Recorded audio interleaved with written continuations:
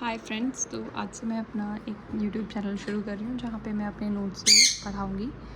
तो सबसे पहले हम F1 और M1 से शुरू करेंगे और ऐसे ही लाइन से हम सारे F6 तक कंप्लीट करेंगे। ये मेरे नोट्स हैं, मैं बुक्स नहीं ले रही हूँ क्योंकि शायद बुक का कॉपीराइट इशू आ सकता है।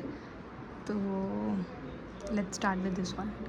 ओके, तो पहले हमारे पास यहाँ पे है कि फाइनेंशियल स्टेटमेंट में कौन सी 5 फाइनेंशियल स्टेटमेंट ज़रूरी होती हैं। वो होती हैं ये कि फाइनेंशियल पोजीशन, जिसको हम बैलेंस शीट भी बोल सकते हैं, earning, statement of earning, income statement, फिर कॉम्प्रिहेंसिव इनकम, कैश फ्लो और ओनर्स इक्विटी। उसके बाद हमारे लिए इंपॉर्टेंट ये जानना है कि सेलिंग एक्सपेंसेस कौन से होते हैं। सेलिंग एक्सपेंसेस वो होते हैं जो सारे एक्सपेंसेस जो हमें हेल्प करे उस प्रोडक्ट को सेल करने में।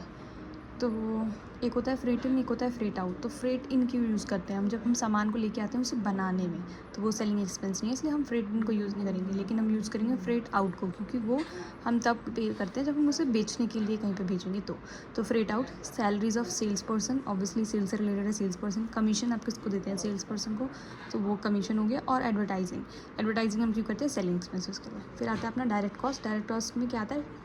वो सारी चीज़ें, वो सारे एक्सपेंसेस जो हमें हेल्प करते हैं उस प्रोडक्ट को बनाने में। तो यहाँ पे हमारे पास क्या है?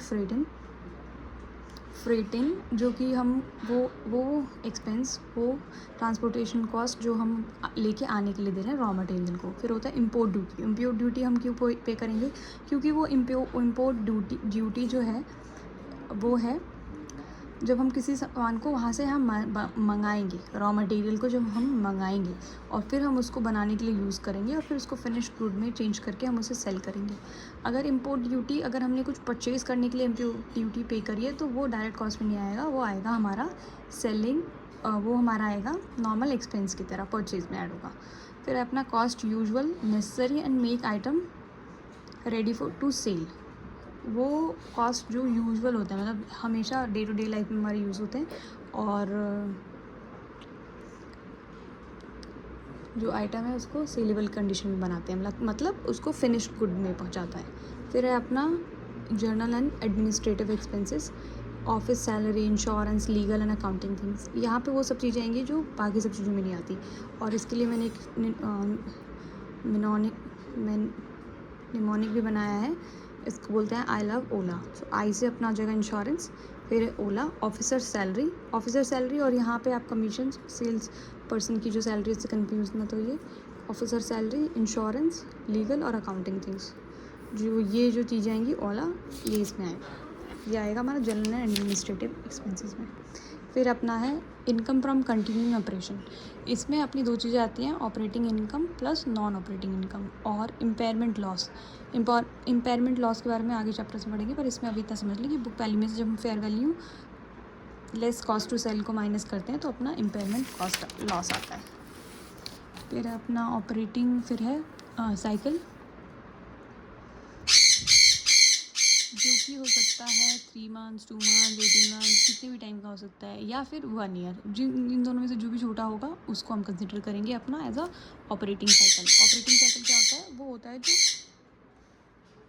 शुरू से, ऑपरेटिंग साइकिल जो होता है जो हम उस दिन से, जिस दिन से हम रॉ मटेरियल लेके आए हैं, टिल द डेट जब तक हम उस चीज़ को सेल कर देते हैं, तब तक जो इंक्लूड होता है उसको बोलते हैं हम ऑपरेटिंग साइकिल। फिर आता है अपना यहाँ पे, अब हम यहाँ पे पढ़ेंगे OCI कॉम्पोनेंट्स के बारे में। OCI कॉम्पोनेंट्स क्या होते हैं? वो होते हैं, वो रेवेन्यू या एक्सपेंसेस होते हैं जो नेट इनकम में अफेक्ट करते हैं इक्विटी को, लेकिन वो नॉन ओनर्स इनकम होती है या नॉन ओनर्स एक्सपेंस होते हैं।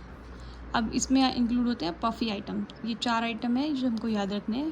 पेंशन एडजस्टमेंट्स, अनरियलाइज्ड गेन्स या लॉसेस, जो AFS सिक्योरिटी से होगा, या फिर जो AFS से हेल्ड टू मैच्योरिटी में चले गए हैं वो भी, क्योंकि पहले तो वो AFS में था ना, तो हमें उसे करना ही है। फिर है अपना GL qualified cash flow hedge derivatives. तो आपको हमेशा ध्यान रखना है कैश फ्लो हेज, जहाँ पे GL क्वालिफाइड तो आएगा लेकिन कैश फ्लो हेज होगा तभी होगा, फेयर वैल्यू हेज होगा वो नहीं होगा।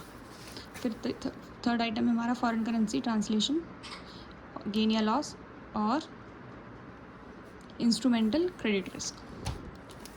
अभी हम डिटेल में सबको पढ़ेंगे। सबसे पहले हम पढ़ रहे हैं स्टार्टिंग पॉइंट क्या है रेवेन्यू का, सिंगल स्टेटमेंट अप्रोच। रेवेन्यू क्या है? या तो हम सिंगल से बनाएंगे या हम 2 स्टेटमेंट से बनाएंगे। हमें कैसे पता चलेगा ये सिंगल स्टेटमेंट है या फिर ये 2 स्टेटमेंट है? रेवेन्यू से अगर शुरू होगा तो वो सिंगल स्टेटमेंट है, और अगर वो नेट इनकम से शुरू होगा तो वो 2 स्टेटमेंट अप्रोच है।